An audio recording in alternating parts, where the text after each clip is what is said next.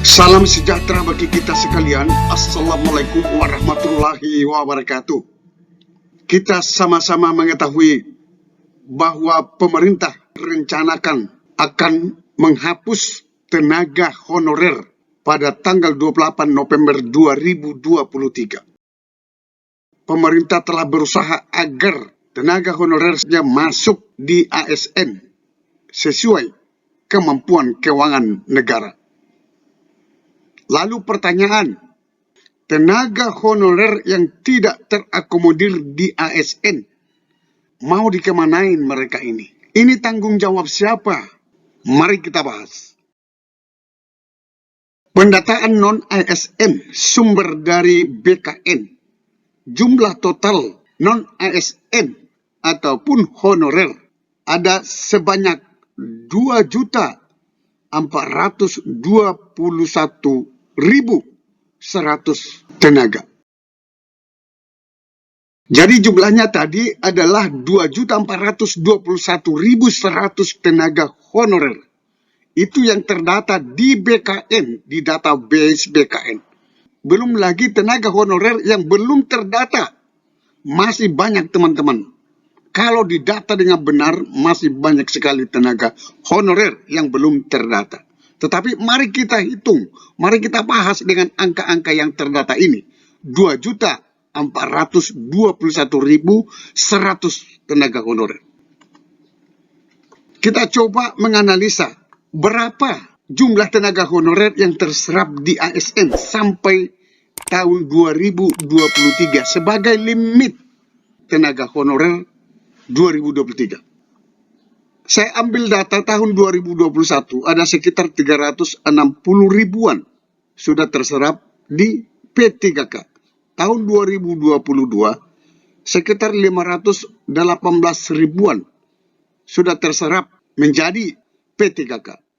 Kita proyeksikan 2023 sebesar 660 ribu formasi.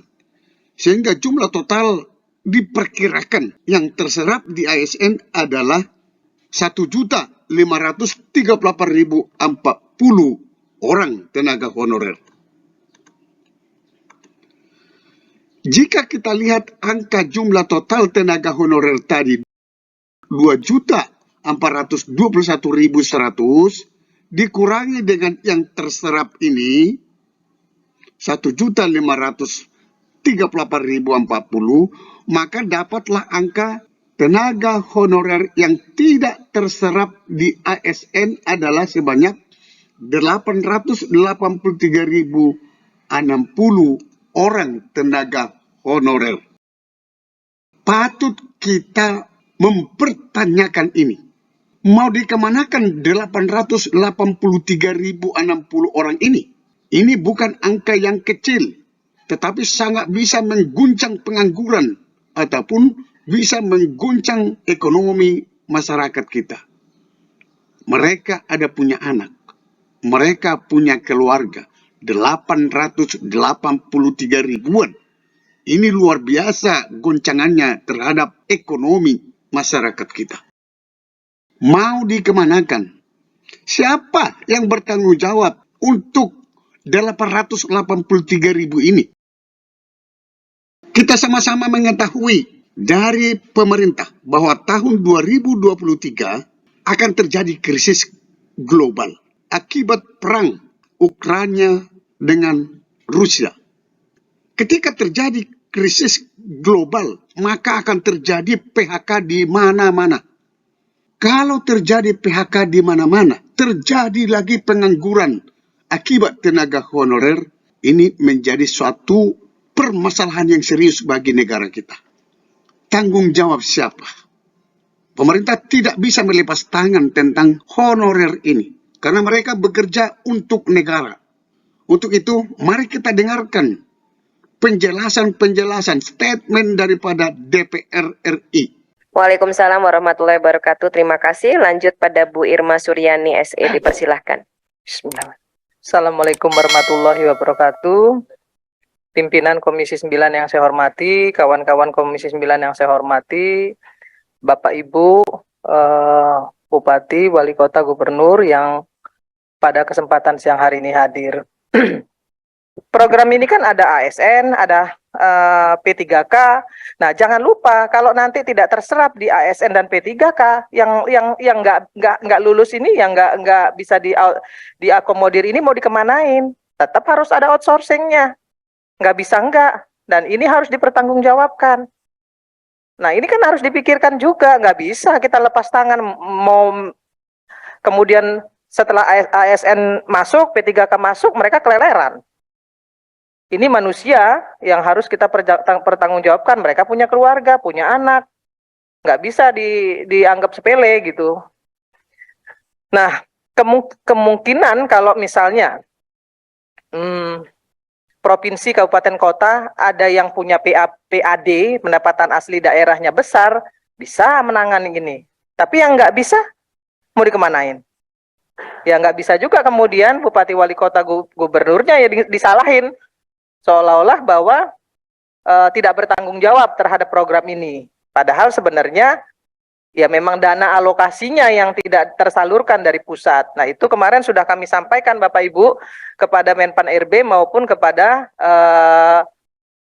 Kementerian Dalam Negeri untuk segera berkomunikasi dengan Kementerian Keuangan. Jangan sampai kemudian ini menjadi masalah baru setelah PHK besar-besaran ketika kita hari ini sudah masuk di pintu gerbang yang namanya krisis global.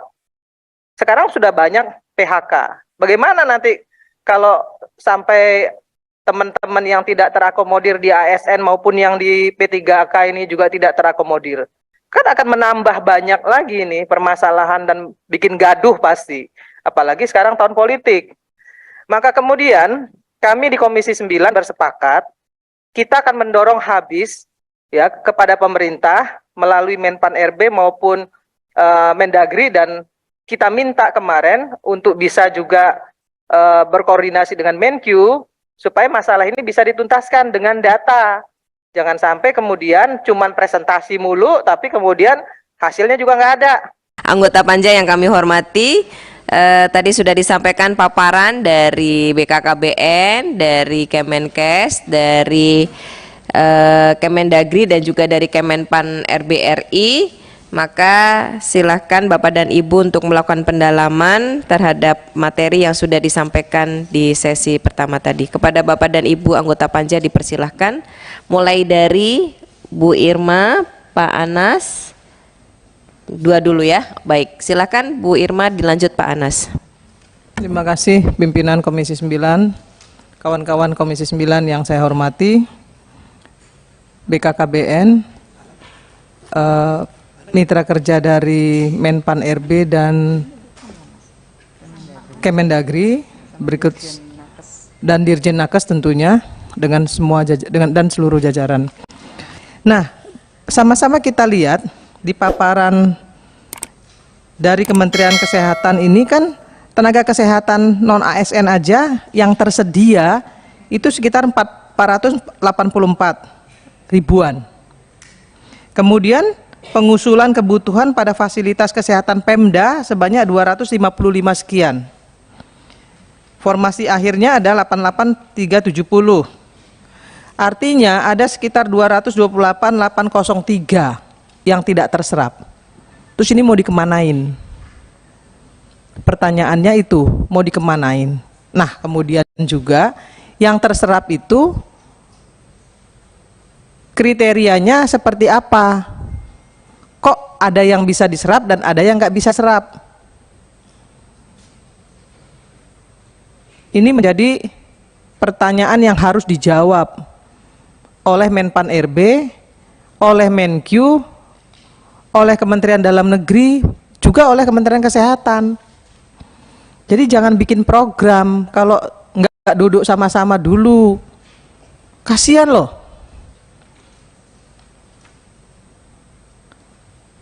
Saya nggak sampai hati tuh, setiap hari saya ditanya, ini saya rapat ini apa namanya, WA saya ini berdering-dering terus nanyain soal ini.